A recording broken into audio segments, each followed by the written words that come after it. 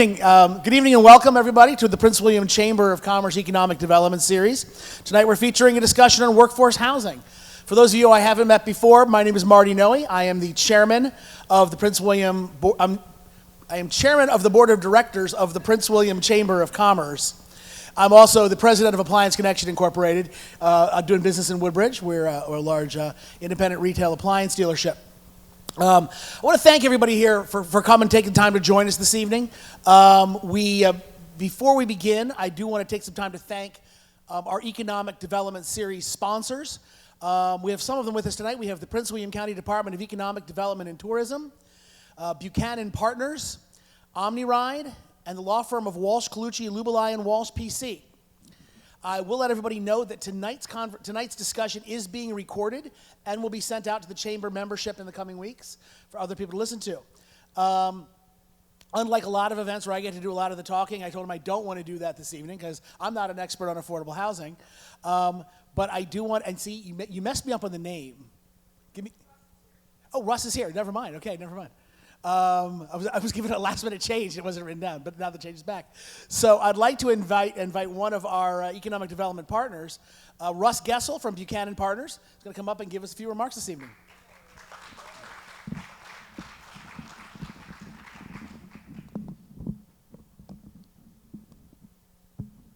Good evening, Russ Gessel, Buchanan Partners. Just want to say we're glad to be here to support the chamber, primarily because of these types of engagements where you get the subject matter out there, you get people, different viewpoints to weigh in on it, and this all comes under the banner of economic development.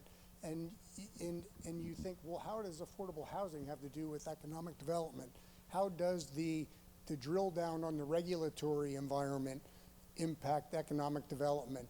All of these things come together. When you hear tonight from some of these panel members on the housing front, all of these things factor into the cost of a house. So we need supply, we need costs to come down, we need interest rates to come down, we need regulatory requirements to be lessened. So all of these things will knit together. And again, thanks Bob and the Chamber for putting these events on. Thank you. Thank you, Russ. And I want to build on something Russ said. I mean, I'll share with you that this evening's event started as a conversation between one of our board members and some folks in the county government asking about, does the chamber have an opinion about the work that the Board of Supervisors is doing on affordable housing? And what we realized is we didn't have an opinion. We didn't know much about what the county was doing, or the city of Manassas for that matter, what they were doing on affordable housing. And I think the reason for that, and this is really important to understand, is that I think up until now, we were probably looking at this issue as something that the chamber didn't need to stick our noses into because it was a social development issue, if you will. It was a human resources policy issue. And then we realized we were making a mistake in that regard because the accessibility of affordable housing and having a robust housing market that is affordable for people at every income level, we realized is really critical to our members. We started talking to our member businesses about affordable housing, and every type of company we talked to said one of the challenges they have is if they want to hire someone right out of school who just got a degree and they want to put that degree to work working here in Prince William County, they first have to find a place to live, and we're losing good employees because they go to companies someplace else where the housing's more affordable.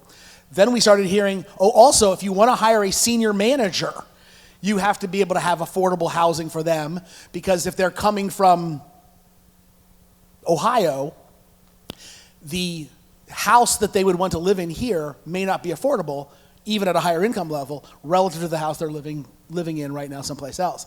And that's what we said. So not only is it our business what the county and the city are doing with affordable housing, what the county and city are doing with affordable housing is about business, first and foremost. And as the voice of the business community in this county and the city, we feel it's important that we be part of this conversation. Again, that's part of why we're here tonight. Another guest I want to introduce, another one of our Economic Development Series sponsors, is OmniRide, our local bus transit service. I'd like to introduce their CEO, Bob Snyder.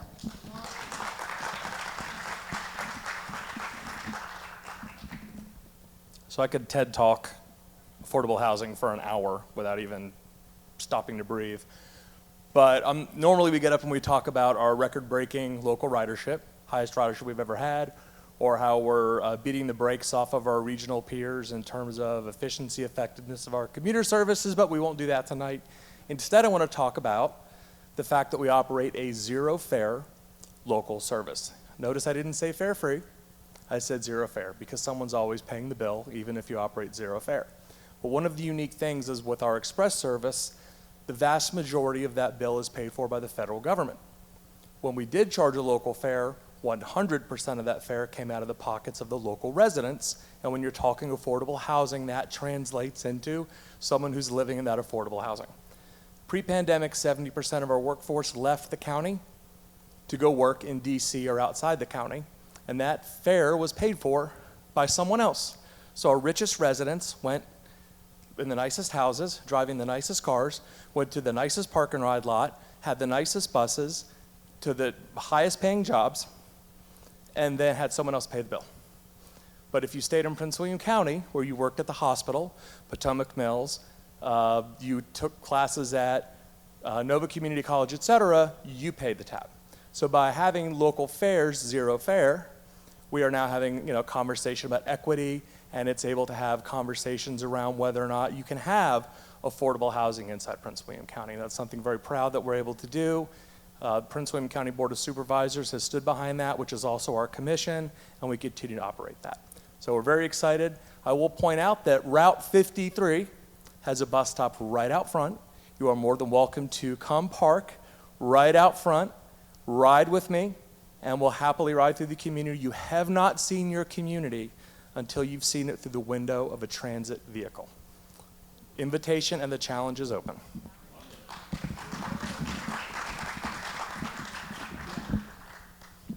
That's right. That's good. Thank you. Thank you. And I think Bob touched on something really important, that one of the things we dealt with as a community when it comes to affordability of living here for a long time was the notion that if you couldn't afford a house in Fairfax, you'd move to Woodbridge. And if you couldn't afford a house in Woodbridge, you'd move to Dumfries. If you couldn't afford a house in Dumfries, you just moved to Stafford. And you couldn't afford a house in Stafford, you'd move to Fredericksburg and to Spotsylvania, and now the challenge is that people are looking for a less expensive house. They want to work in Northern Virginia, and they're moving to Caroline County. And then suddenly they discover that their mortgage is lower than it would be to live in one of those steps further north. But their cost of commuting to that job is a lot higher. And when we think about the affordability of living in a place, you have to think about both what it costs to buy the house, what it costs to pay the taxes on that house, and what it costs to get from that house to where you work. That is absolutely a critical component of it. And I think the PRTC and the OmniRide system have done a tremendous job. It's been 5 years since I left the commission, and in that time, they've started doing all the things that we talked about when I was on the commission. And I think it's fantastic in that regard, so thank you. Want to introduce our next speaker this evening before we begin our panel. I'd like to invite Kanesha Brown to the front for remarks. Kanesha's journey into the development industry is marked by resilience and tenacity. Inspired by her childhood experience in a blighted community, she dedicated her career to revitalizing neighborhoods and developing projects that honor the natural environment, historical details, and community cultures. With over 40 architectural design projects and 50 successful renovation and new construction projects, Kanesha brings extensive experience in design, construction, and community engagement. A Hampton University graduate with a Master's of Architecture, she began her career as an intern at Newport News Housing Authority and later accepted an architectural internship in Connecticut, guided by Regina Winters of Zerad Architecture. In 2016, she joined the University of Maryland's Planning and Construction Department, where she managed $121 million in educational projects. In 2020, Kanesha returned to the development industry as a project manager for a local housing authority, where she implemented community engagement plans that empowered low-income residents. Her work with the Alexandria Housing Authority remains the highlight of her career. Thank you for joining us this evening, Kanesha.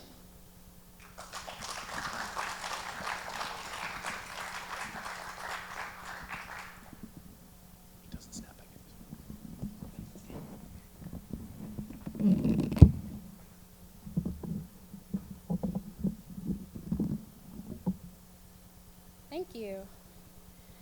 Good afternoon, everyone. My name is Kanesha Brown, and I am the Community Outreach Regional Manager at Virginia Housing for Northern Virginia. Virginia Housing's mission is to help Virginians attain quality affordable housing.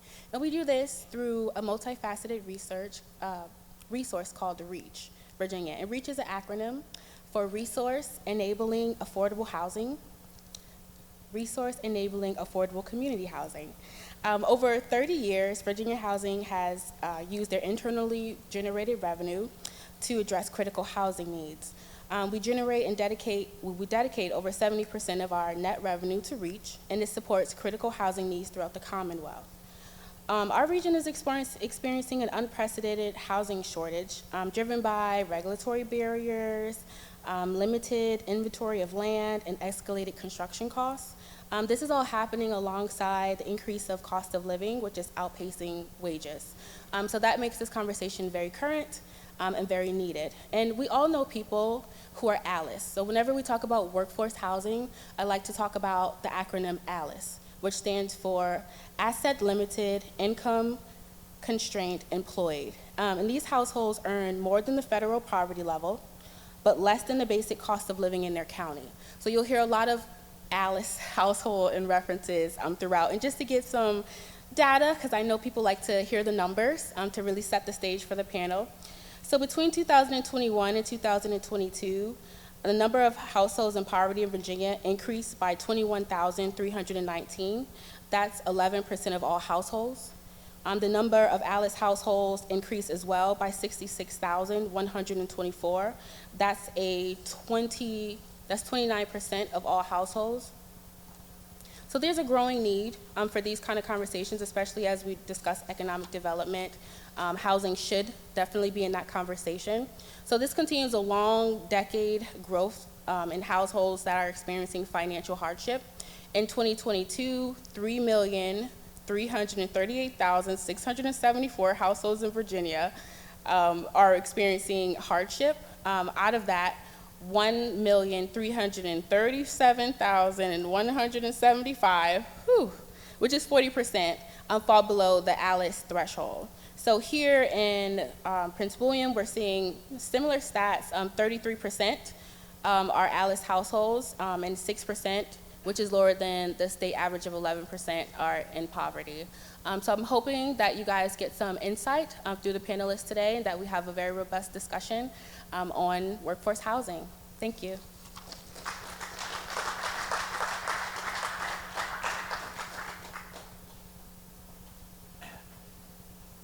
Thank you very much, Kanesha, for being here this evening, and thank you for your kind words.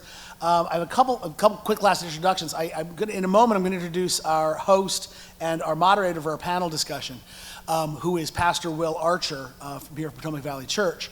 But before I do that, I should let people know this is actually also my church. This is where my family comes to church. And that said, we do have, and normally, and I'm gonna tease Jody for a minute. Normally when I get a script from the chamber, I don't actually pay attention to it. They hand me the script and I just get up and say whatever I want to say. But the one thing I usually always remember is that Jody always puts introduce the VIPs, and there's not a line that says introduce the VIPs on this one, which is okay. So I have one VIP I want to introduce. We do have with us today the mayor of the city of Manassas, Michelle Davis Younger. And while neither Prince William Chamber of Commerce nor Potomac Valley Church is engaging in making political endorsements in this hotly contested election year, I will remind those of you who are City of Manassas residents that the mayor is on the ballot and is a great friend of the chamber. So if you're from the City of Manassas. I'll just leave it at that, okay. And I will say, on behalf of myself and our host this evening, if you'd like to come join us at church some Sunday, we'd love to have you. We'd love to have you. So, that said, next we're going to have our panel discussion, and I'm going to introduce Pastor Will Archer, the pastor here at Potomac. I can't remember the name of the church. I want to say Prince William Chamber of Commerce. He's not the pastor of the Prince William Chamber of Commerce. He's the pastor of Potomac Valley Church. He is also a member of the board of directors of the Prince William Chamber of Commerce. Please join me in welcoming Will Archer.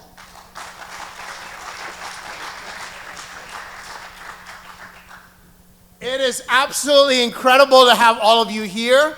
We're so thankful for this conversation. This is such an important conversation, I know, for all of us.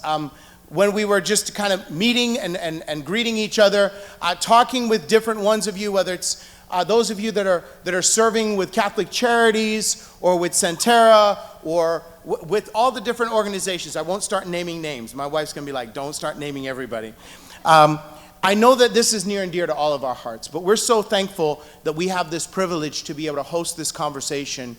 And we're thankful for everyone that will join us watching this conversation afterwards, that are chamber members that weren't able to be here in person but can join this conversation. I'm so grateful for Bob's leadership with the chamber making this happen. So grateful for Marty's passion to make this a reality. And we're so grateful for this incredible, distinguished panel that we have that are here with us. And I want to invite right now Bailey Edelson, who's the principal with Buchanan Partners. Bailey, here she comes. Come right on up, please. Bailey. Dr. Barbara Lateef, who's the chair of the Prince William County Public Schools. Dr. Lateef. Ben Miller, who's a principal with Wellington Development. And our very own Chief Peter Newsham from Prince William County Police Department. We're so thankful for these panelists, and I want to encourage you to have great conversations with them and to join us as we dive into this very substantive conversation. Our county, which many of us are very familiar with this, we are the second largest jurisdiction in the Commonwealth of Virginia, the first majority-minority county. We've got over 500,000 folks that are in Prince William County. We are so grateful for the folks in Manassas. They are bringing businesses like never before. So as they bring all these businesses, we need housing, and we also need businesses. And we're so grateful for all the cities and the towns that make up this community. But I want to start off with our chief. Chief, I know yesterday was Faith in Blue Sunday for Faith in Blue Weekend. Super grateful for you and for your incredible police force. Chief, just want to start off by asking a question here. What are the advantages of having officers and other public safety personnel live in Prince William County? All right, well, good evening, everyone. I'm Pete Newsham. I'm the Chief of Police here in Prince William County. I want to thank the Chamber and Bob and company for allowing me to sit on this panel today.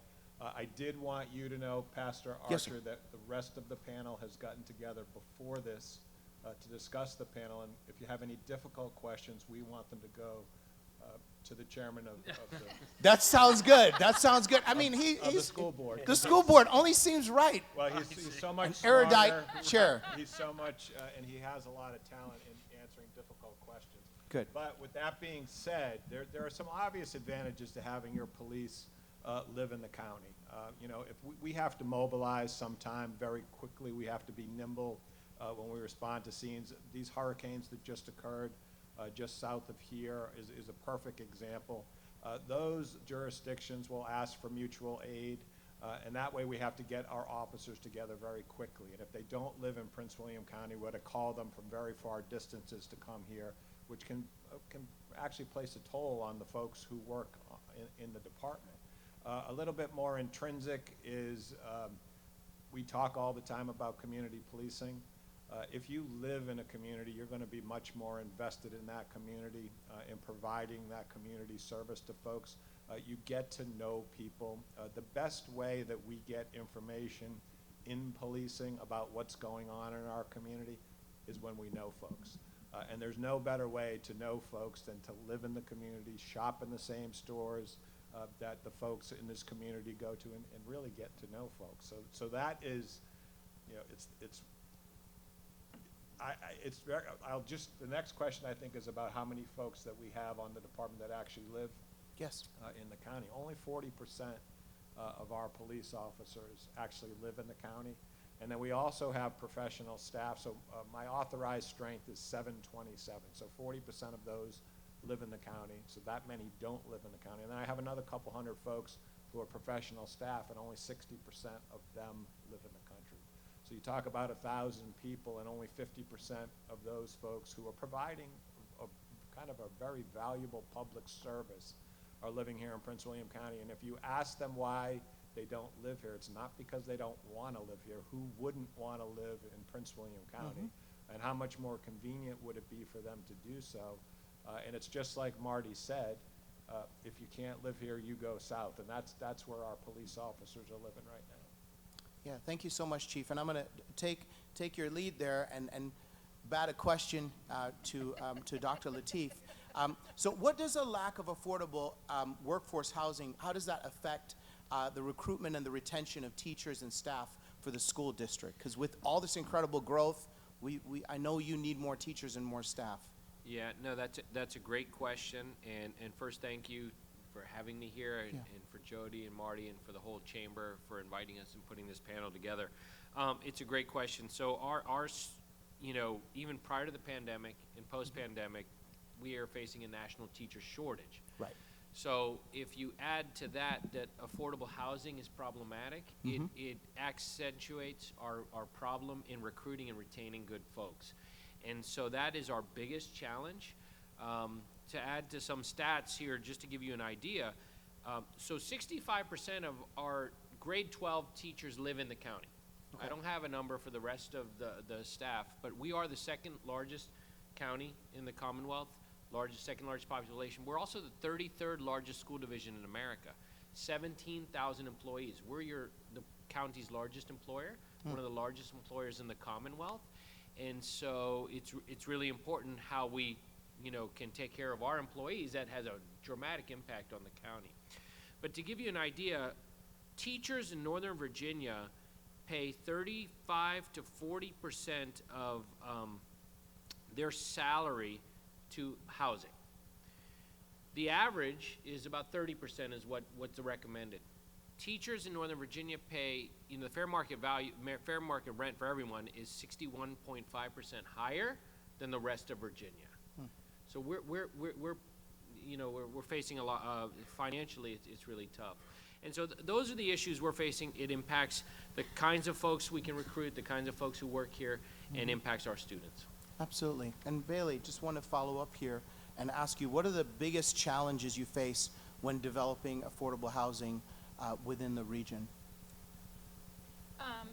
You know, well, thank you first of all for to the chamber and for having me join the panel, and I'm grateful that all of my panelists are here with me to provide some different perspectives on the problem that we face, because I think the challenges that we see on the development side, we're a market rate developer. We build all types of housing. That often includes different levels of affordability as components of that, but the majority of what we do is market rate. Right.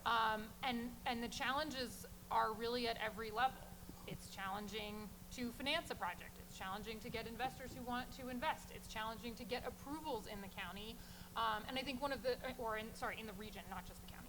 I think one of the interesting things is that sometimes, you know, the conversation around new development and growth and new housing can take on a negative bent in terms of, well, how does that impact the number of students we have in schools? Right. You know, when at the same time, more housing will bring greater levels of affordability, greater options for people who want to live in different communities.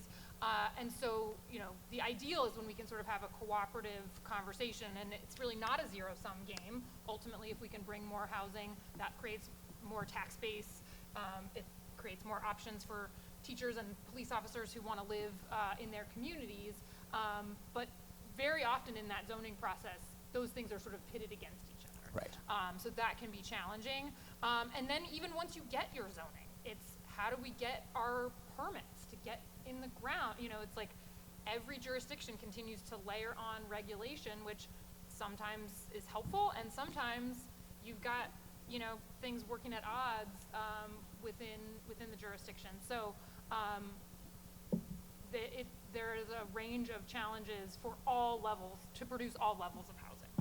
Thank you so much. I know the Chamber is passionate about addressing regulation and permitting, specifically here in Prince William County, so I appreciate you sharing that. I know that you work with both market rate housing and affordable housing as a component of that, where Ben, I know your focus is primarily on affordable housing. Ben, if you can share a little bit with us about how zoning laws and regulations affect your ability to build affordable housing.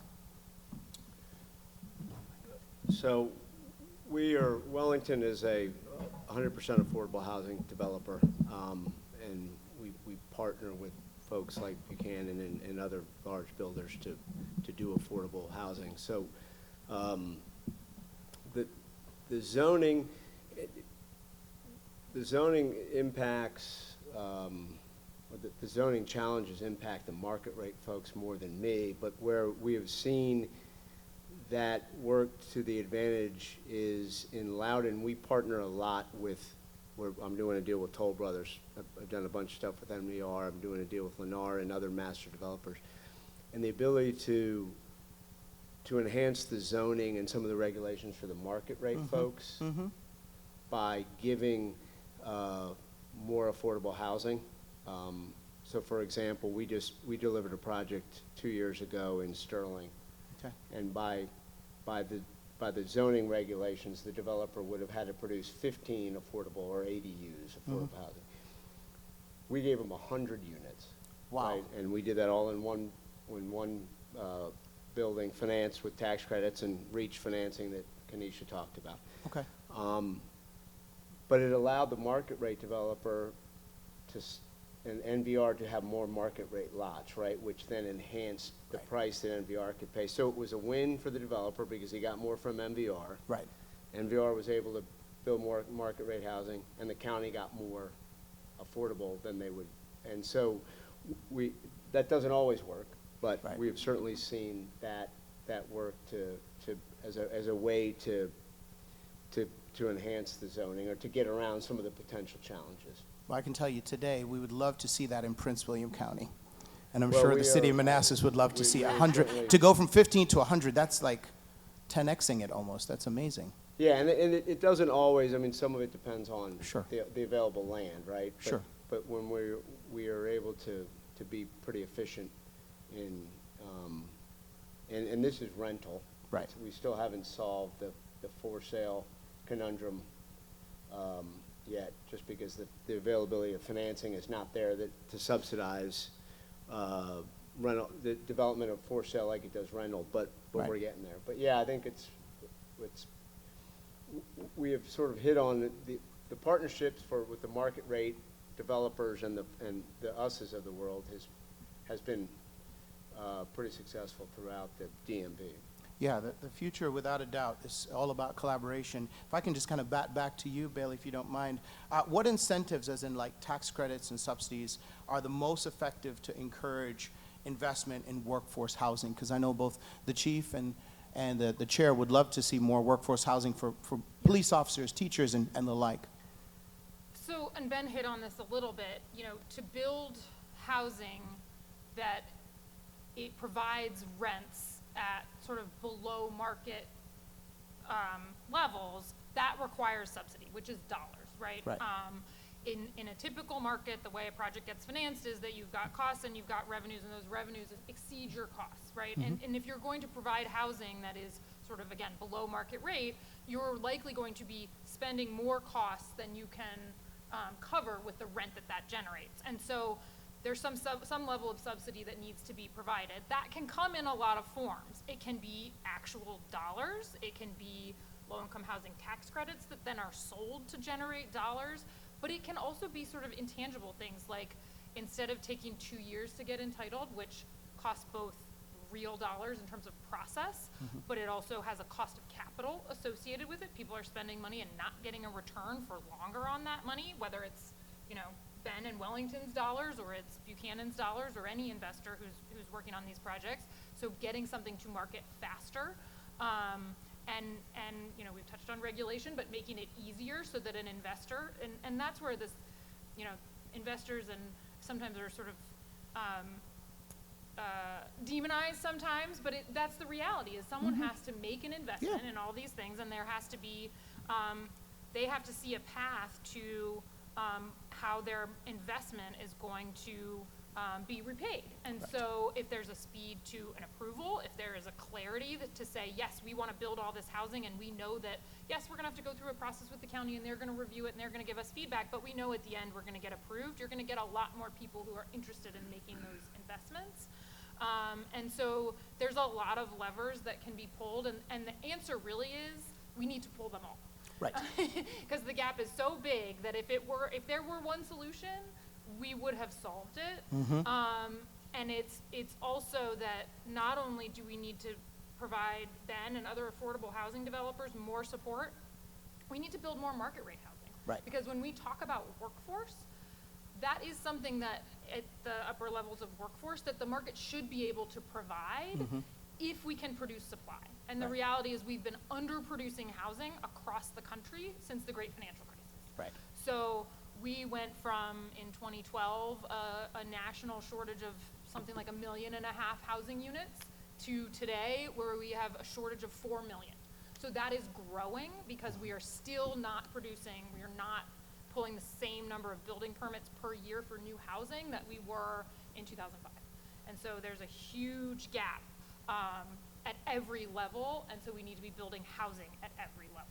And that includes market rate. There's a big chunk of the issue around affordability that the private market can solve if they can generate supply. Right. Yeah, and there's a lot of opportunity. The more you build, the more supply that we have, the more profits. We love capitalism, so the more profits, because we need a place to live. Profit's an incentive, right? Yeah. You know, and if groups can see that there is the availability to earn a profit, you will get more groups creating that product. Yeah. And it does come back to this sort of fundamental demand dynamic. If you have less supply and too much demand, the cost of that supply is going to go up. Right. And you know, I understand, because we are in such a hole, that as new supply comes online, and oftentimes if it's new, right, it's more expensive than the old, and so the perception is, well, the new units are driving up the cost, but the reality is that over time, if we truly make a difference in that supply, it should come down at every level. Yeah. But because we're so behind, every new project feels like it's making things more expensive when that's not actually the issue. But I understand why that's the perception. Yeah, and we've got to work through that perception. Ben, any thoughts you have on those incentives? Well, I want to say to the point Bailey made about sort of the non-monetary, right? You know, Loudon has tested a pilot for 100% affordable projects. They have a fast-track zoning process, which significantly speeds up the rezoning or zoning of a property, which again, time is money, and so it's those kind of initiatives that can help beyond just I mean, putting money into a trust fund. Right.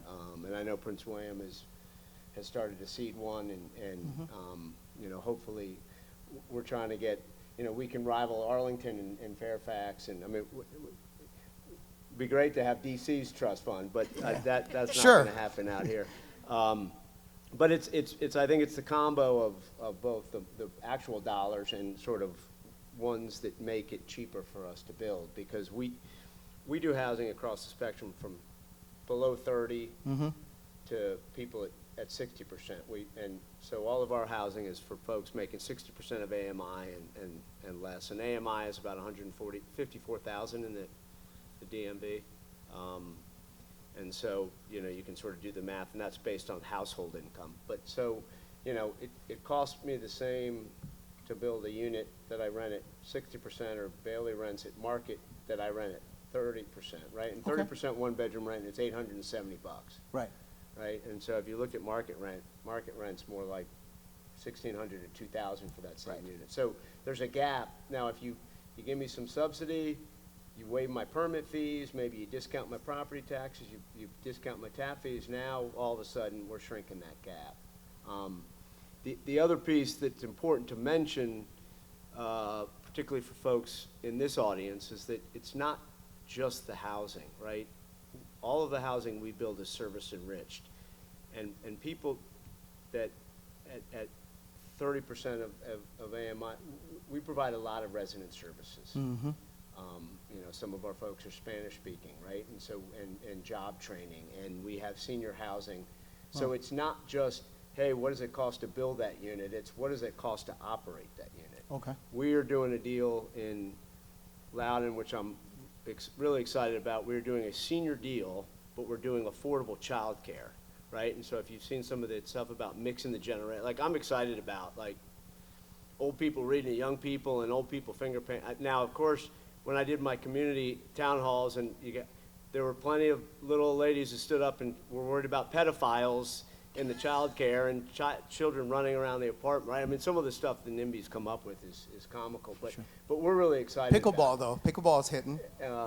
But it's, you know, so we try to every do age. stuff Every within the unit, because you can't just build it and say, hey, you got discounted rent, good luck, right? Right. Particularly folks who are only making 30%. Right. Right, we have, we put patient and doctor's offices in our project so doctors and dentists can come in. Wow. We do food pantry, because Okay. it's not just the bricks, and, I mean, that's the lion's share of it. Right. But so when the nonprofits are coming and asking for CDBG money because they want to help provide residents, you know, it really is ongoing. And so getting it built is the lion's share, but the money to operate it, and that's why our operating costs are much higher than they would be in a market rate deal.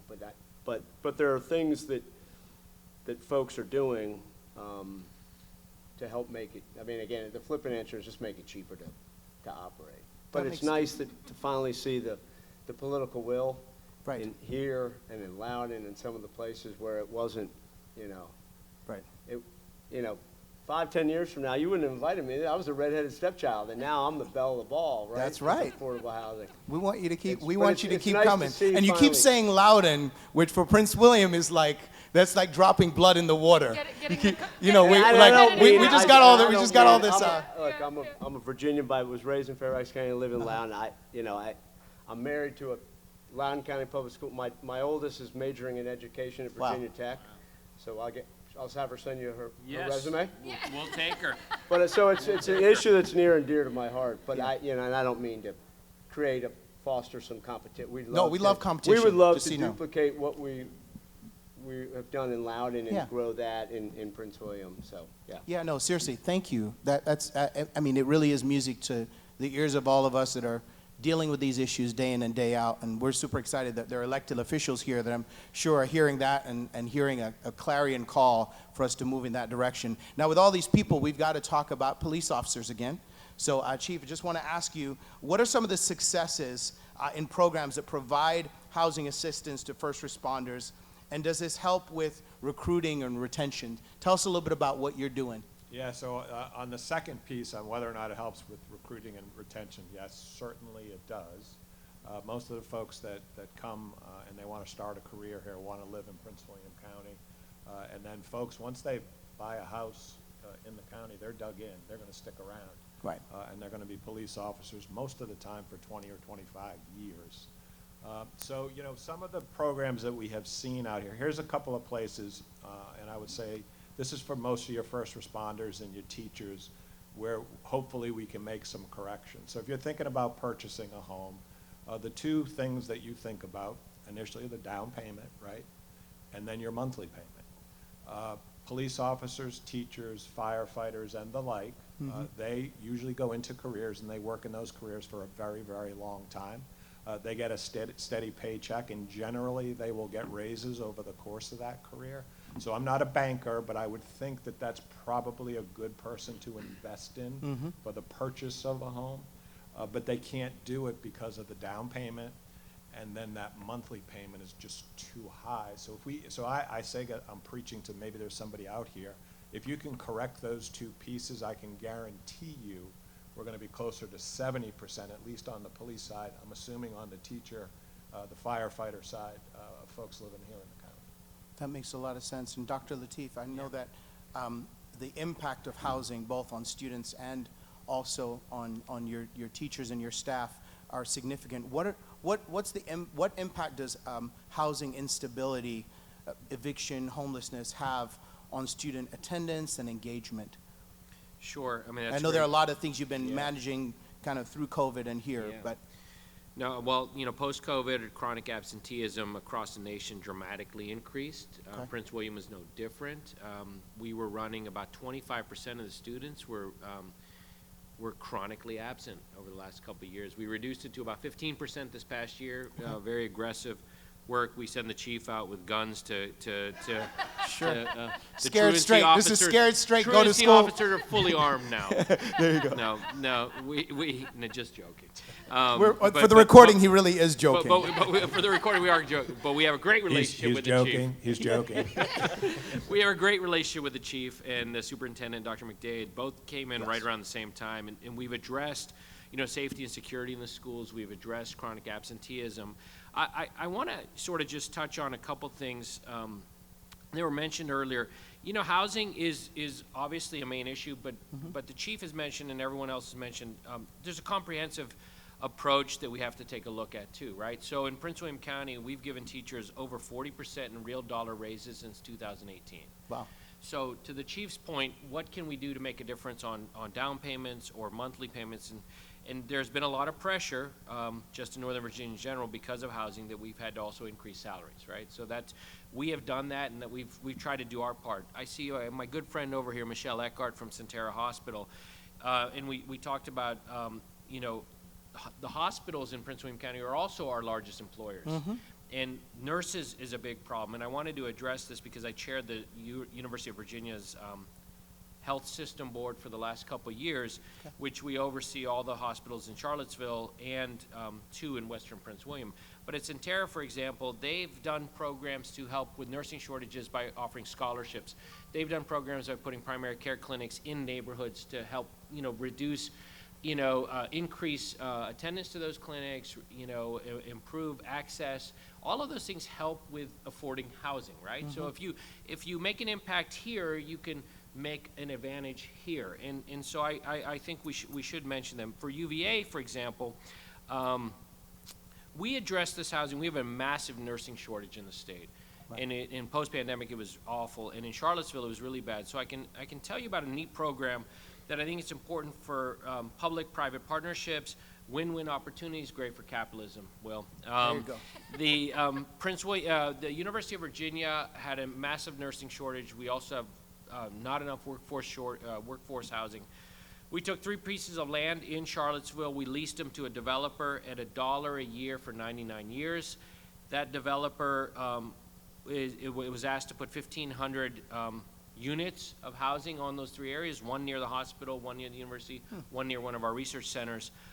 These would be open to anybody who wanted to go there, but the deal was they had to offer those rental units at 25 to 30% lower than fair market value. Fair market rental rates. Okay. Because the thought is it's about 25 to 30% of the cost of building something is the property acquisition. So we said, okay, look, you don't have to acquire it. We're giving you this land, but you got to rent it to these folks. It's not subsidized in the sense we're not paying for, we're giving them property, but it's a great solution to bring housing. Districts in Denver, San Francisco, Los Angeles, the police chief can probably talk to you a little bit about some of the other areas that are doing creative things around housing.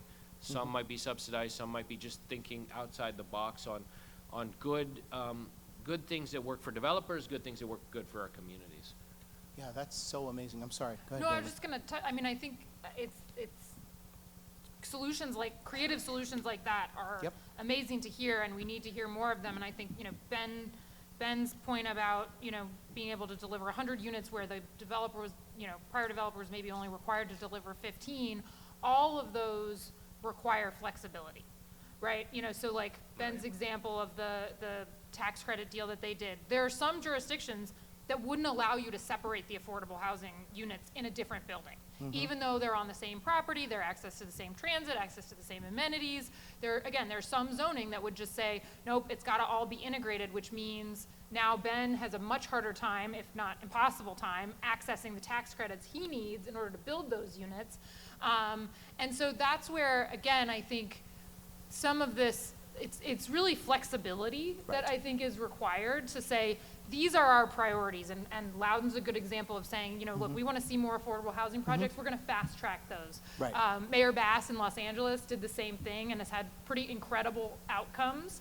She said, if you are consistent with your larger zoning, and you are building affordable housing, we will get you your approvals in 60 days. Okay. And they're doing it. There's lots of articles. It's really interesting. They thought they'd get, you know, a handful of projects. They've had 60 projects. Wow. They've approved them in 47 days or something, you know, along those lines. So it can be done, but it takes some political will and it takes some courage to say, you know, there's going to be a lot of people who say, why are you letting all of these housing units be produced this quickly? And yes, I like affordable housing in the macro sense, but don't put it right here next to my house, you know? And so, Yes.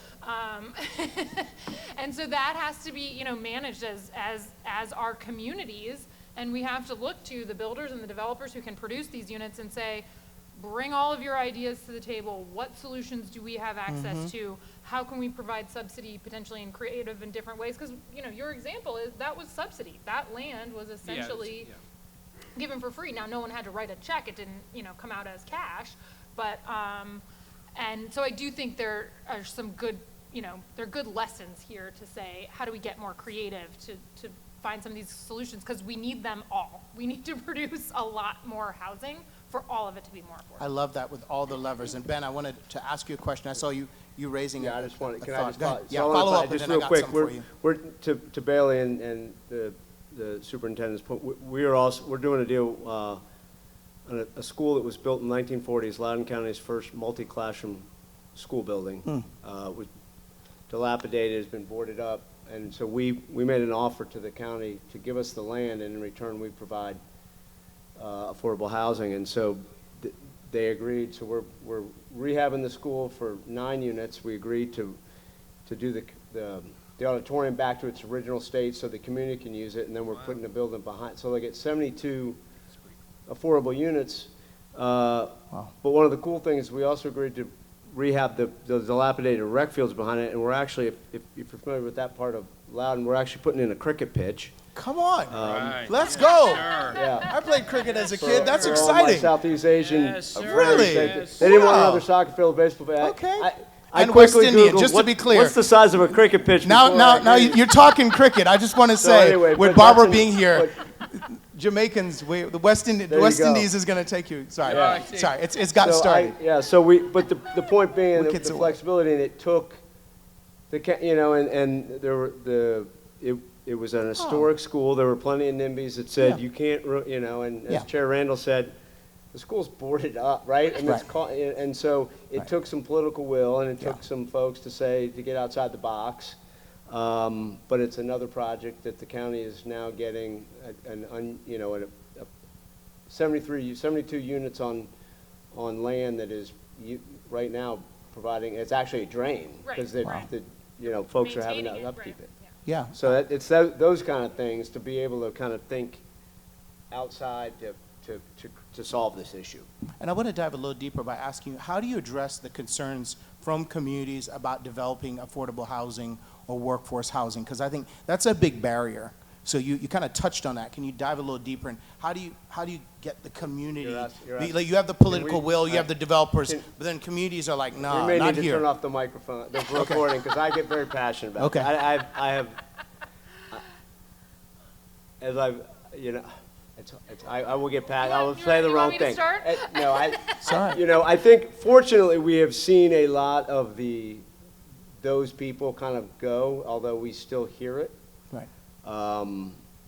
But I think that you know, the two that are always the common ones are transportation, right, the tax on roads, right, and schools. Traffic, yeah. And I think we have done a good job at demonstrating that those people are your teachers and right there. Right. You know, we're Your not. nurses and And you know. so and when you make it about, and I'm glad Marty, you know, when it's an economic development issue, right? Yeah. And again, this is my soapbox, but as I said, even if you don't care about people, right? Like, it's an economic development. You care about the economy and your environment, and so you want to be able to have people living in that community. But I think when you demonstrate to people and you show people what rents are and what salaries are, and the folks who are living in affordable housing, I mean,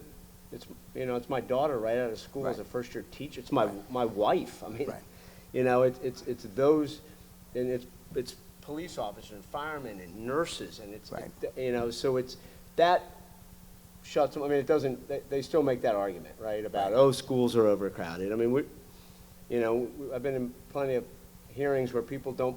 The school board says there's plenty of capacity in this school pyramid, and we don't believe you. And I mean, there's a certain amount where you can't argue with that. But I think there's still some of that NIMBY, and I don't, in Loudon, what we see, some of it is really the Western and the Eastern, right? The Western folks don't disturb our pristine, let it be wineries and breweries, and put all the housing. We in don't Eastern. have that in Prince William County. So I just want to be really clear for the record. So there's some of that, but I think political will and just the culture has changed, which is refreshing. Right. But you still have to sort of make the argument. Yeah, absolutely. No, that's a very real thing. But I think that's changing. Yeah, that's a very, very real thing. Thank you. So, Barbara, I'm sorry. Yeah, no, I think, and I'd like to hear the chiefs on this too. Yeah. So, research has shown academic performance increases when you mix students from different socioeconomic status. Sure. And it's not even just about race, it's about socioeconomic status. So when you mix them, all boats rise. So if you have districts that are just primarily rich, then districts that are primarily, heavy in poverty, you have problems. But when you mix them, both boats rise, both students gain enormous experience. When you live together, it also helps. I would be interested to know what the police thinks on crime in that regard, but I can tell you that when we mix students, research has shown over and over again the greatest way to help improving is to mix socioeconomic status. And that's why you see the universities, it's not an accident, they're all desperately fighting for students from first generation, from students from low socioeconomic status, because they know it works, it helps. I mean, and that's really important. And so I would love to hear more about that. And then West Indies, cricket, that's great. The U.S. did beat Pakistan. I'm not happy about it in the T20, but it is up and coming. So still holding a grudge on that. Yeah, we're still holding a grudge, but Don't worry, we're gonna get a cricket pitch here in Prince William County and sort it out. well, The then developers will help us figure it out. Freedom, right? There you go. Yeah, Here you go. we'll start the first high school cricket leagues here. If All right. this sounds work good. continues. That sounds awesome. So I would like to add to the kind of the false narrative that somehow affordable housing is going to increase crime, and I'm sure you've heard that in your travels, but nothing could be further from the truth. I've been working in law enforcement in my 35th year. Prior to being in Prince William, I served in some of the most violent crime communities in Washington, D.C. When you talk about violence, there is some real violence in those communities, and there are pockets of neighborhoods within those communities that I would live in because they are that safe. And the reason that they are that safe is because the people who live in those communities look out for each other. And that's the recipe to being safe is how you treat your neighbor. It really is. It is. So, the only thing that I would ask of the builders, and I know you all probably already do this, lighting and cameras and security are all critically important to a safe, particularly in our rental properties. And frankly, in some of those communities, the ones where I see the problems in Prince William County is the ones that don't have proper management or they don't have those basic security needs. If you have those two things in Prince William County, you're living in a safe environment. Absolutely. I'm going to bring you to my next hearing.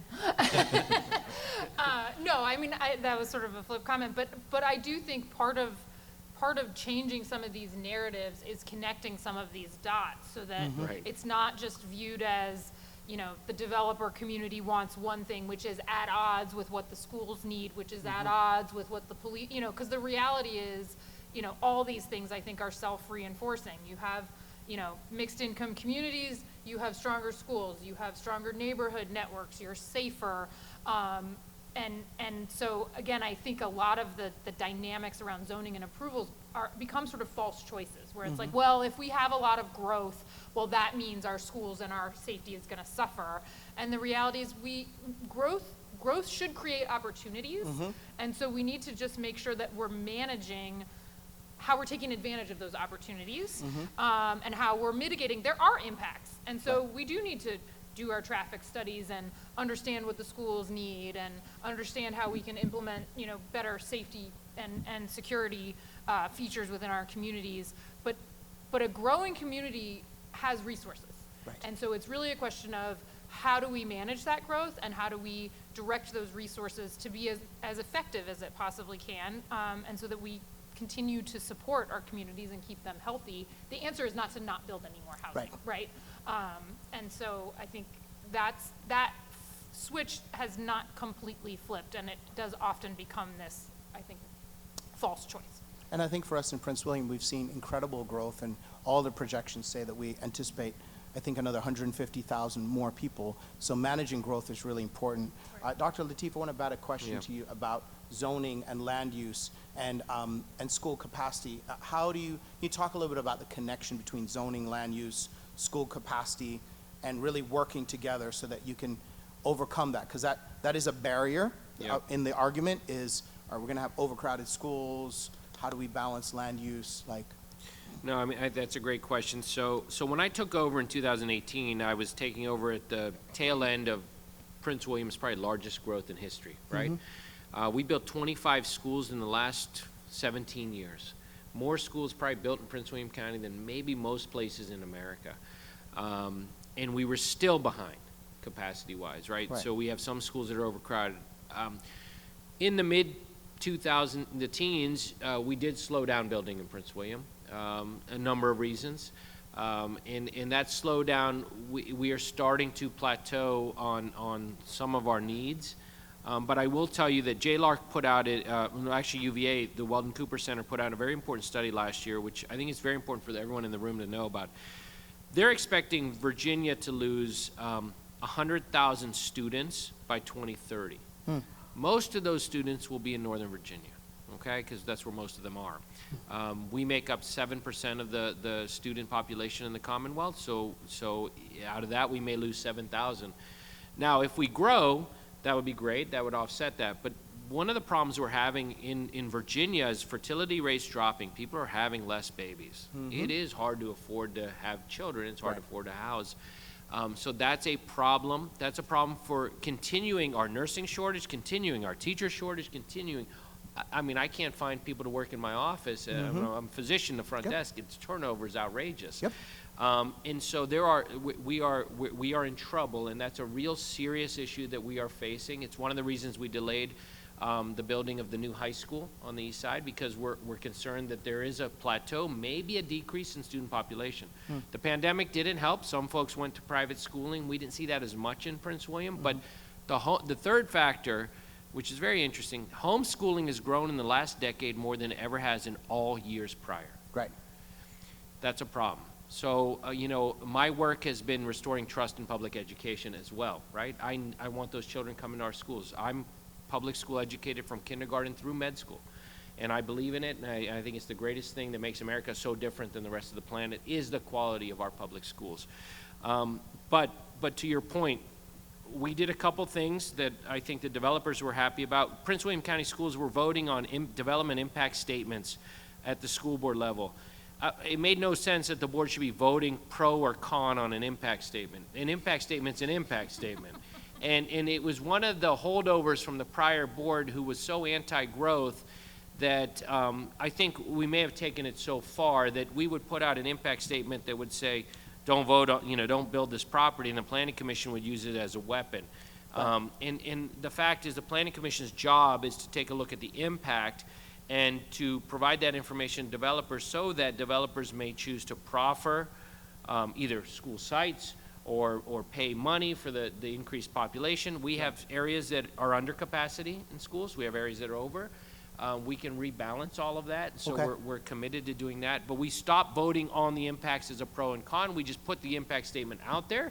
That's for the Planning Commission to do with it as it pleases, and the the Board of County Supervisors. It needs to be accurate, which we improved the accuracy of it, but we committed to that work because, look, we want to be a partner in seeing, you know, our neighborhoods be developed properly and to have great places for folks to live. I will also add, because I should, you know, we were the 26th best school division in the Commonwealth in 2018. Niche rankings called us the 14th best last week. We are catching up to our colleagues in Loudoun. There you go. And it is because the Board of County Supervisors, because folks like you, the Chamber is having these events where we're having these discussions to collectively, collaboratively solve complex issues. There is not one issue that, you know, one thing is going to, him building more houses is not going to solve the housing problem. You know, the chief making it safer is not going to solve the housing problem. We all have to work together. So I do appreciate all of this, but that's the answer to your question on the capacity. We are committed, and Dr. McDade, the superintendent, the school board is committed to also, you know, we changed our boundarying policies.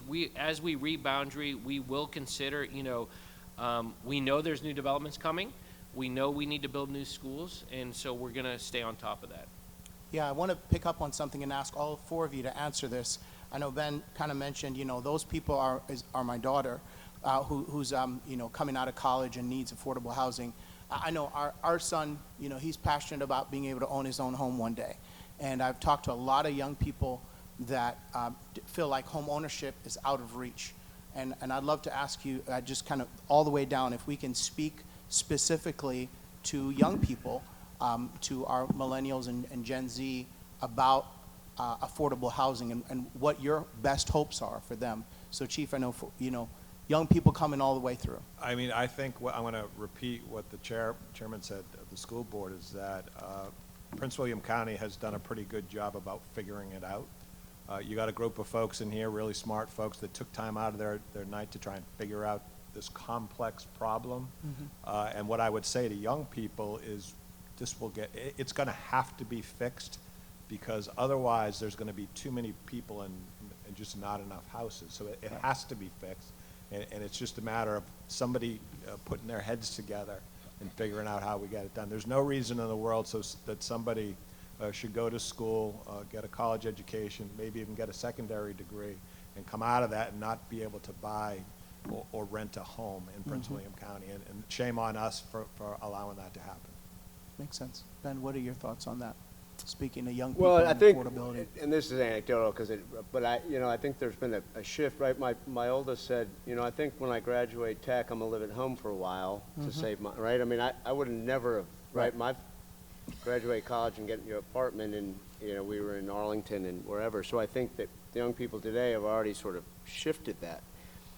But I think, you know, there are programs to help first-time home buyers and things like that, but I think it's larger than that. I think it's more cultural, and that sort of this view of what people, you know, and I mentioned the cultural shift around affordable housing, but I would say to the young people that they need to sort of take that to heart, and I'm always telling my kids, right, you got to sort of fix the mess that we're making, but I think it's true. I mean, they've got to come up with the ideas, and whether that's, you know, more kids going to vocational school, you know, I mean, again, we could have debates about college, but I think there are a lot of kids that go to college that maybe should be pushed into vocational, you know, and we need plumbers and electricians. There was an framers article in the Wall Street and Journal I think, that but just it's said also that. about the respect for, you know, I gave a town hall for Supervisor Briskman the other day, and I sort of ended with this, it's really about, you know, the disconnect between affordable, you know, whether somebody's in affordable housing, it's not a measure of their worth, right? Like, it's just it's a disparity between income and rent. It's not that you're less of a person because, and so I think, and I'm encouraged by a lot of this generation. Yeah. That they're sort of viewing it really is, they get it, right? And certainly in ways around race and gender identity and all the stuff that we weren't dealing with in the 80s and weren't very sensitive to. I don't know. If you read some of the polls, I think I have a young son who happens to listen to some of those, some of those polls about the young men shifting one way, and again, that's for a different topic, but I think, you know, I But think an that- important topic, just so you know. Right, and I don't- Potomac Valley's again, open to I'm lots getting- of topics. I'm getting back on my so Ben, I soapbox. think you and I are going to be talking. But I think, you know, there's practical stuff, Yeah. right? But then there's also like, you know, let's, you know, support the affordable housing Yeah. and support the programs that are going to, because as the superintendent said, like, it's not just one fix, right? I mean, Right. even if somebody said, here's $1 billion to me today to go build it, it's still not fixed, right? And so I think Still it's gonna going to take take 2 a years much to get more your approval. holistic, Right. right? You know, and the one thing that I would encourage, and this is for Prince William specific, is that, you know, and we saw in Loudon, which has made it challenging for us, is everybody owns vacant land in Loudon thinks it's data center land. So when you know, and I'm quickly like, you want what? Okay, click. So I would encourage the powers that be in Prince William to make, you know, to do what you can, not to punish the data center guys, but just don't let that get out of control, because I think in Loudon it got, you know, I'm always telling the supervisors, you need to extract, you know, I drive by 95% of the internet traffic through Loudon, yet when I call Google and ask for a $200,000 grant for affordable, I get essentially the middle finger, all right? Like Amazon, right? Like, I'm not asking for much. I see what you're putting in projects in Arlington and Portland, Oregon. Right. How about a little for Loudon and Prince William, right? Right. And so don't just come and build your properties and then not worry about it. So I mean, it's good and bad. And again, but I think, you know, I think the young folks today, one, I would say, not to be discouraged about that. I would also say that, you know, the idea that everyone buys a house, you know, not everybody should be home buyers, right? Like, I don't expect my daughter to buy a home 2 years after being a teacher, or 3 years, right? That's, I mean, I didn't buy my first house until, so I think that there's some setting expectation, right? As adults and parents, we got to set expectations. Right. But you know, I think it's a holistic view of just of trying to solve the problem. Yeah. Thank you so much, Ben. Talk to Lateef. Yeah, no, so one other thing I wanted to mention, so I was telling you the fertility rates dropping, homeschooling increased, but also 25% of the jobs that went remote during the pandemic remained remote. Those folks have moved out of Northern Virginia. They are moving to Winchester, they're moving to Spotsylvania, they're moving to Raleigh. Actually, the #1 place where Virginians who leave Virginia, they're moving to Raleigh, Durham, North Carolina area. And that is one of the big places they're going. Well, yeah, but one of the largest right now is there. So they are going, and so we are struggling to compete, right? So we also, it's a competition problem. We're competing for those folks. We don't want that growth to go down. And so one of the ways we do a better job in competing is improving our quality of our schools. We're working on that. We have one of the safest places to live. I think the chief will attest to that. He's mentioned that. I think that's critical. I think that setting expectations for people about home buying is important. I think that was a great point. I'm going to add another thing in, since I meant, so from the West Indies, we hire 100 teachers each year that from a Participate program that come from Jamaica and the West Indies. I know, I've met a bunch of them. I've met a bunch of them. Yeah, they were all go to church here, I think. Yeah. And so they're welcome to. They are, and they are, but we have to find housing for them every year. Right. So we have programs where we have a roommate program and a forum that they can do within the school division. But the pressure on housing is important. I mean, we hired 1,000 new people in the school division this year, so we are growing. So I think that is important. So, you know, anything our public officials can do to think about private partner, public partner, private. What did I say? Private, public. Public-private partnerships is great. Work we can do in the school division to help make it easier for developers to get their projects through. I think we've done a lot of that. We're continuing to do that. I think that the onus is on the county as well and the Planning Commission. And then on data centers, look, I've always been for squeezing the hell out of them, taxing the heck out of them. I think we should. I have zero problems doing it. They'll pay it. And they will, and they have to. By the way, there's nothing else, they don't have a choice. And they need to be built. And so there is a lot of, folks who don't like them, and I understand that. I don't think Loudoun and Prince William need to be the #1 and 2 centers in the planet for data centers. They can, Wise County is thinking about building them. Virginia Beach is thinking about building them. Stafford's thinking about building them.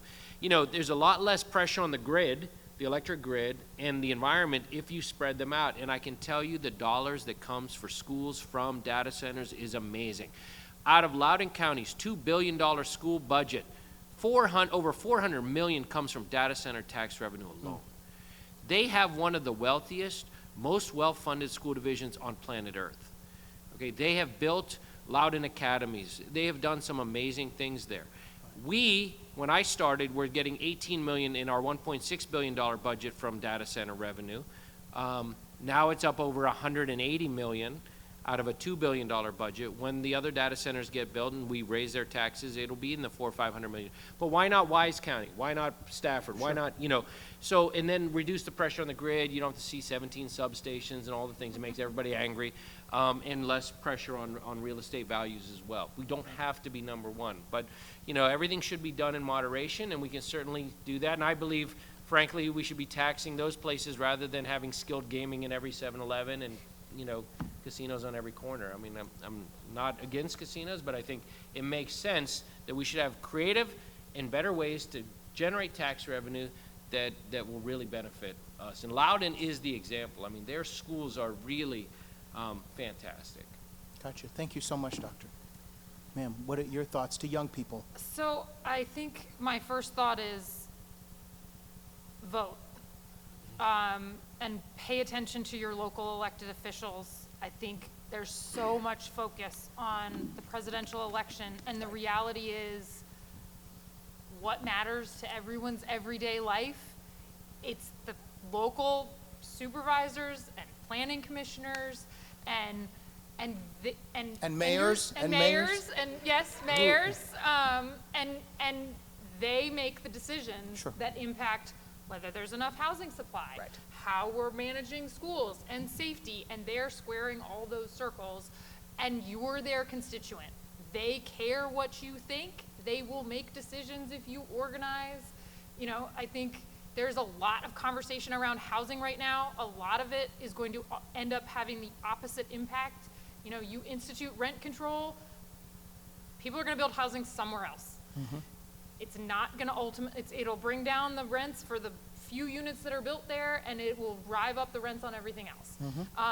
And so there's a lot of energy in how do we solve this crisis. So get educated on that, figure out who your local elected officials are, figure out how to push those levers to advocate for what you want.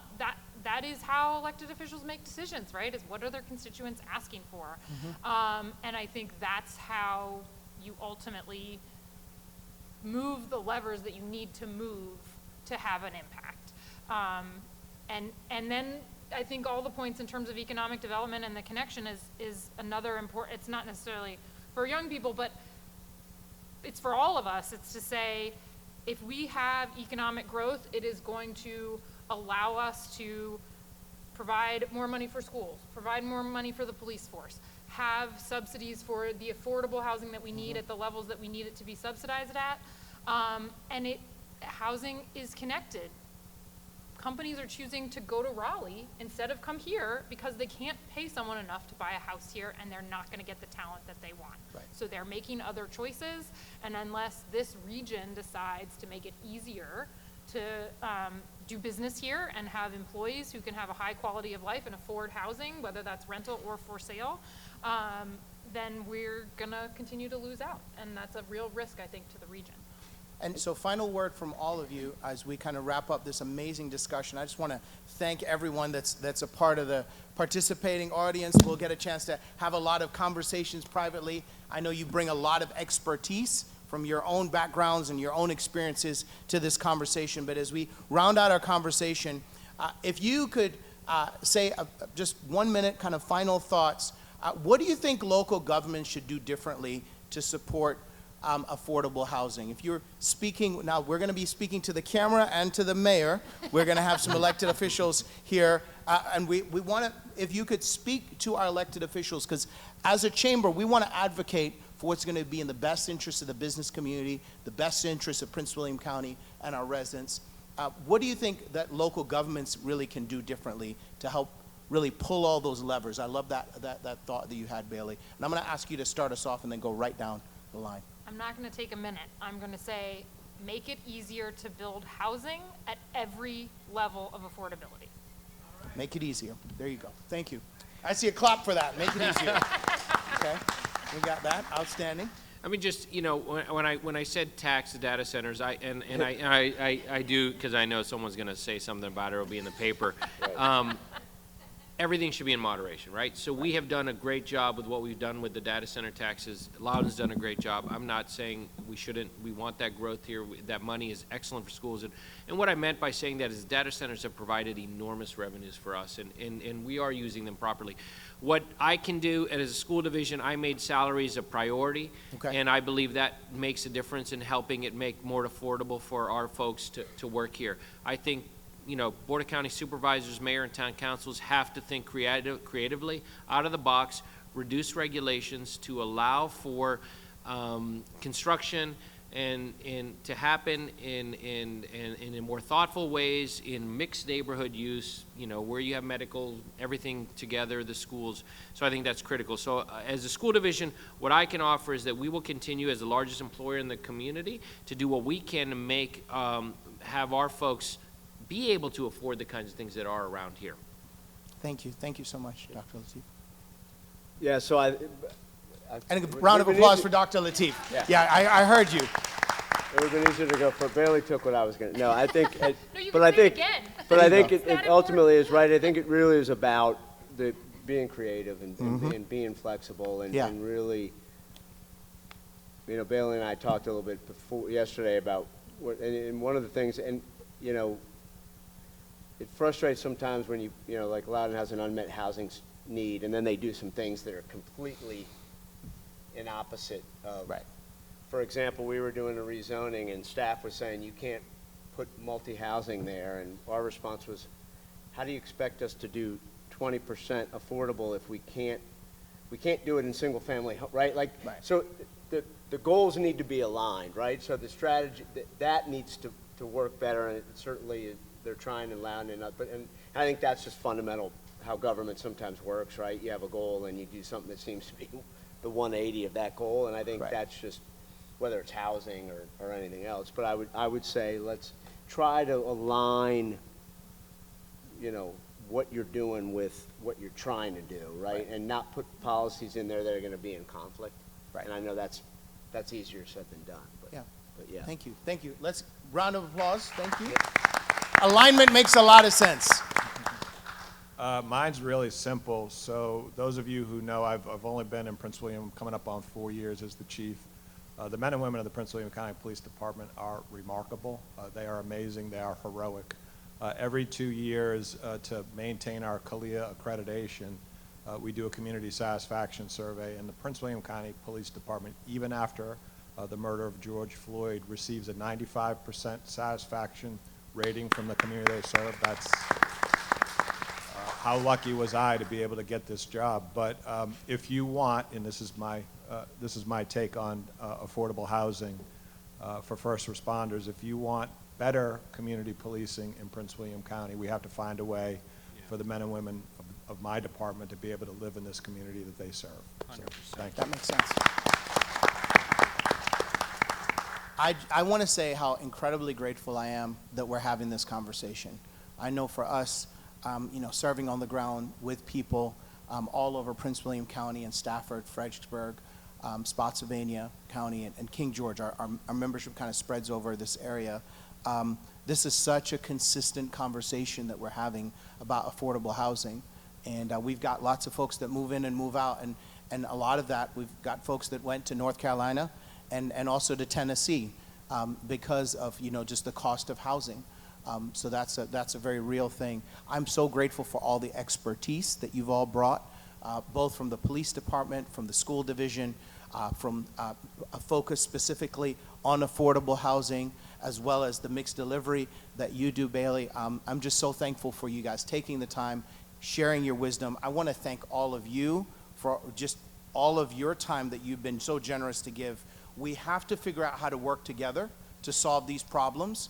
We've got to figure out how to collaborate, and I believe that here in Prince William County we will. I'm so grateful for our chamber championing this effort for us to be able to do it. Let's give a big round of applause, a standing ovation for this panel. Let's give it on up for this incredible panel. And Chief, if you could just make your way right that way. Thank you so much. Thank you, guys. I'm going to hand it back over to Marty Nohe. So, thank you, everybody. So we're running a little behind schedule, and I apologize for that. We'll be respectful of your time. We actually have two more speakers that are coming just for a few minutes. We have two members of the Board of County Supervisors. Michelle, you can start coming up here now. We have two members of the Board of County Supervisors who are on their way. They had a shockingly long closed session today. For those of you who know, although back when I was at the board, this would have been an early let out for us. But so we have two of the supervisors coming today. But since we have a few minutes, and I didn't know we had this special guest coming, I want to introduce, just to talk a little bit, just for a few minutes, about what the city of Manassas is doing on affordable housing. Ladies and gentlemen, the mayor of the city of Manassas, Michelle Davis Younger. Thank you. I love that. Cheers for the mayor. I'm so excited. This was amazing. Kanesha, amazing. I got to get your card. I got to get your information, all your stats, because it's so important. We are in the city just really embarking on the affordable housing. So all of the information that was shared today, I was just like notes everywhere, right? We just got put in our budget for a housing coordinator. We have the Housing Trust Fund. We just got a $65,000 grant to do a study to do affordable housing on a couple of parcels. So we're just like right there.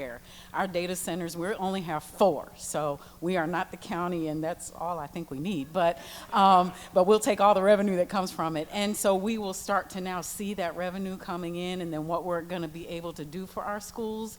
And we're only 10 square miles, so we have to be very smart and very thoughtful about how we're doing the affordable housing and making sure that it is meeting the needs. I'm about home ownership. We already have a high rent population, but I need folks to own homes. So I'm going to be definitely that proponent for that, and then educating them on the other side. What happens when you get that home? How do you take care of it? Do you have the money? Do you have the credit? Do you understand repairs? Do you know when the pipes burst? You can't pick up the phone and call somebody. You got to fix it. So it's the other side, because that's generational, right? You want that home to last, and you want it to be there for the kids and the grandkids and all that. So it's investment. I'm excited. Hopefully I'll be here another 4 years, and I had to get that in. And I'll be able to continue to see it go. But thank you. Thank you for the time, Marty. Thank you all so much. This was great. Awesome. Thank you. Thank you, Madam Mayor. Your timing was impeccable on that. So I'll make it. Our next speaker is a member of the Board of County Supervisors who just finished, I'm sure it was a scintillating Board of Supervisors meeting this afternoon. I just want to tell a quick story about Kenny as he comes up here. Kenny is the Occoquan District Supervisor. And Kenny was sort of walking in the door on the Board of Supervisors as I was walking out. And I lost my primary in May, and he got elected in November.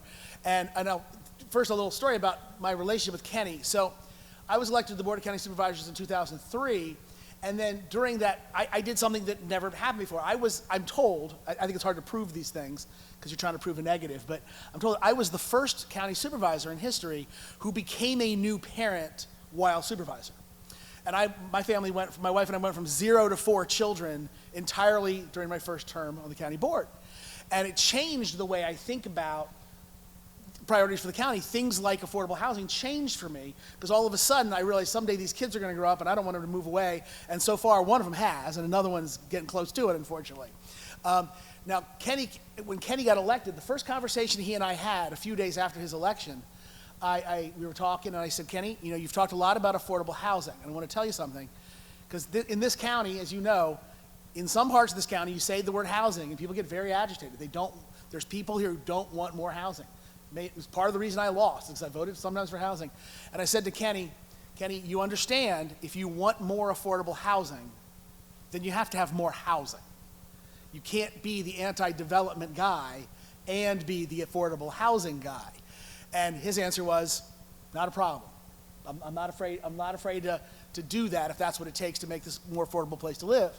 Then Kenny proceeded, during his first term in office, to go from 0 to 7 children during his first term of office. And so this became a really important topic to him. So, and we have a simpatico in that regard. So ladies and gentlemen, from the Board of County Supervisors, Kenny Bodie.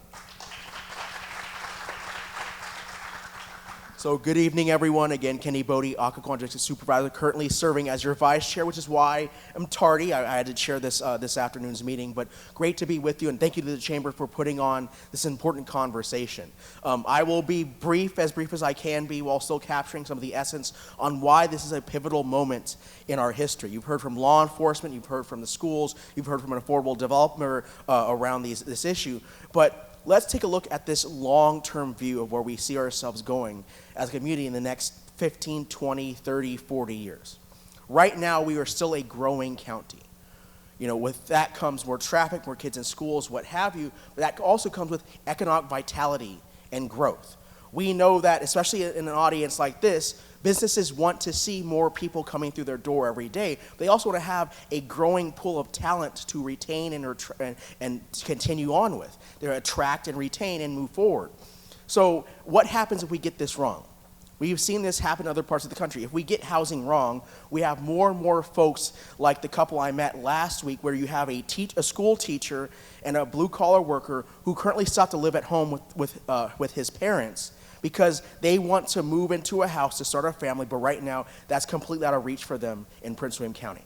So think about what we're doing there. We're forcing people to stay at home, unable to start a family or move out of the county entirely.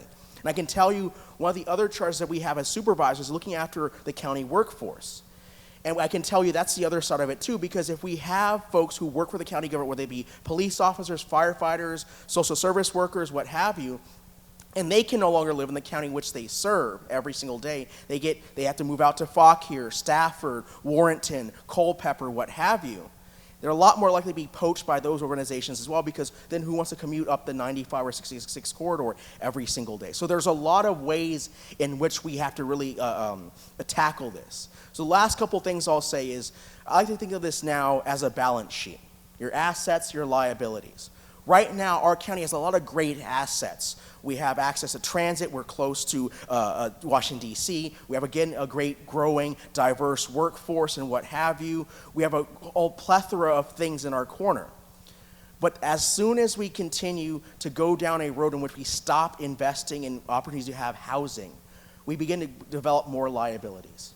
We begin to enter a place into businesses won't want to locate here because they don't have an attractive pool of candidates which to work. They will not have a school system which will be supported because we'll start to have diminishing school populations. We'll continue to start to have more and more folks who are driven into poverty because they are house poor and they can't afford basic necessities and afford to live in the same place. That leads to crime, poverty, other aspects of challenges that we have throughout the community.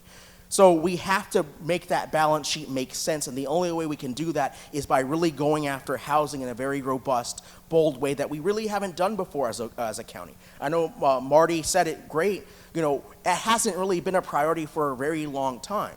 But between things like the Affordable Dwelling Aid Ordinance, which we're working on right now, we hope to have adopted early next year, Affordable Housing Trust Fund, which will help us partner with developers in order to bring down that financing gap and get real quality affordable housing. But frankly, as Marty said, just building more housing in a meaningful and reasonable way. It's supply and demand. I know I don't have to tell this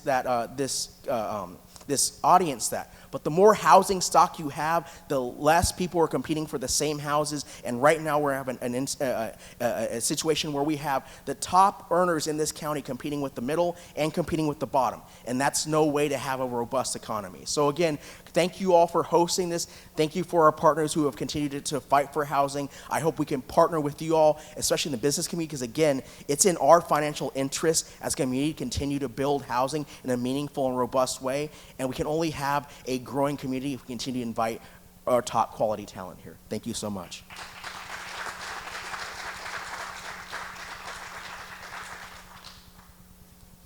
And next we have just pulling in from I'm sure what was a extremely exciting board meeting this afternoon. We have our Potomac District Supervisor. Now, for those of you who don't know the County Ministerial District map, we're sitting here in the Potomac District right now. We're actually not called Potomac Valley Church because we're in the Potomac District. We had the name before we had this building.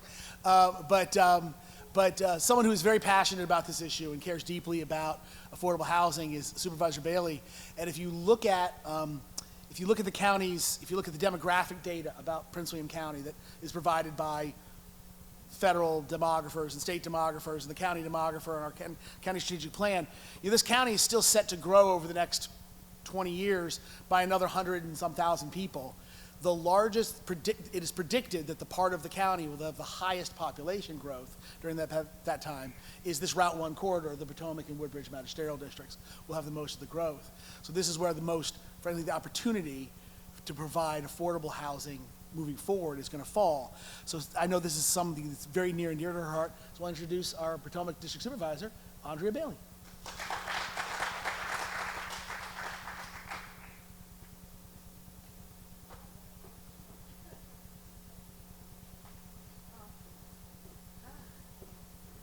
Wow, good evening, everyone.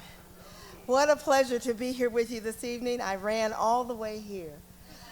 But it is an honor to come before you this evening for this wonderful and most important discussion.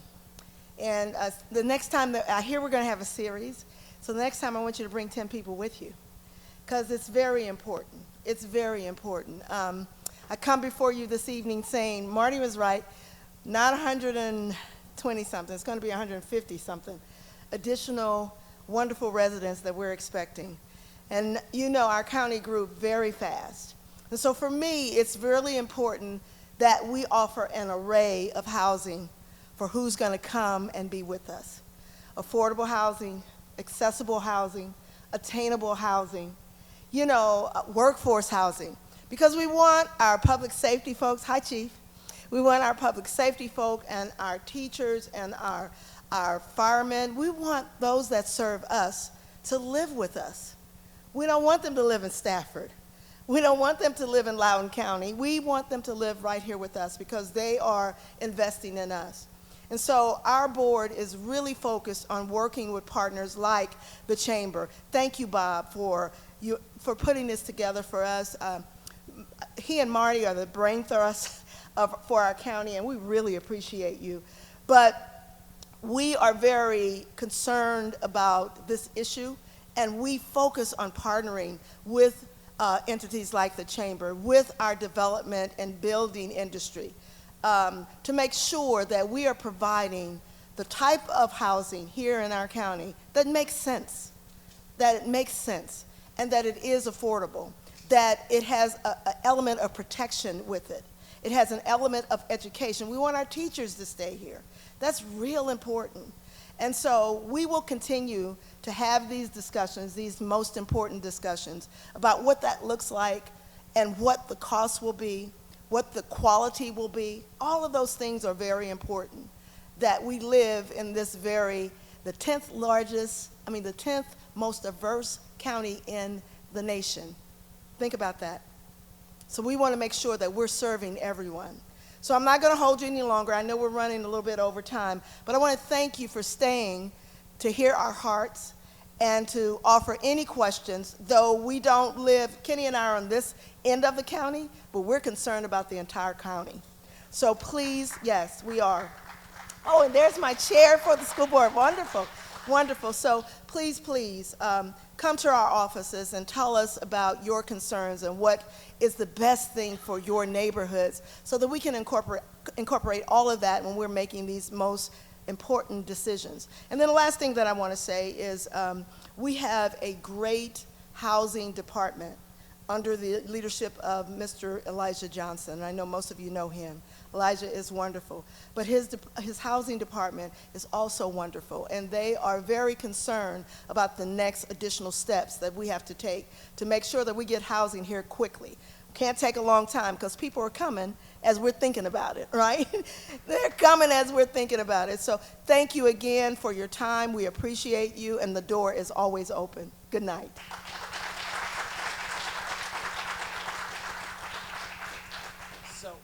Thank you, everybody. Thank you, everybody, once again for coming tonight. I think this has been a fantastic event.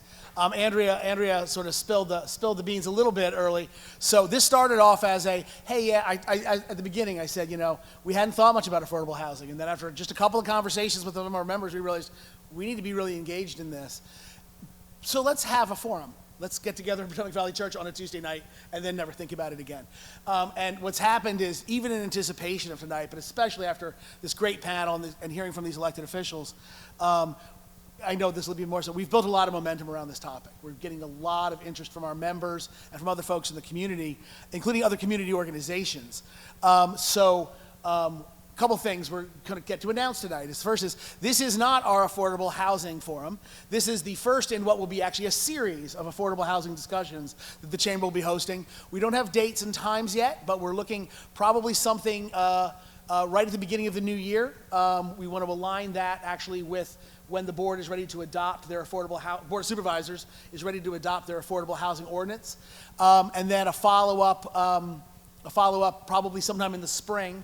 In fact, we've already got sponsors reaching out to us and saying, we want to be part of this. So that's very exciting. And the other thing this allows us to do is, and Andrea and Kenny and Michelle all know this really well, is once you get the Chamber interested, once you get the business community, not just the Chamber, once you get the business community really interested in something, we start expressing opinions. So Michelle, when are you all adopting your ordinance? You don't know yet. Well, great, don't do it too fast, because we haven't provided our comments yet. You get through your budget, all right. But so the point is this, so part of this process is going to be about allowing through the Chamber, allowing the business community to develop our commentary. And I think our speakers tonight have given us a lot of really great tools to develop what we feel needs to be included in any ordinance. And I think the best thing I heard tonight was know who your local officials are and tell them they got to make this simple, okay? Russ, I looked at Russ Gessel.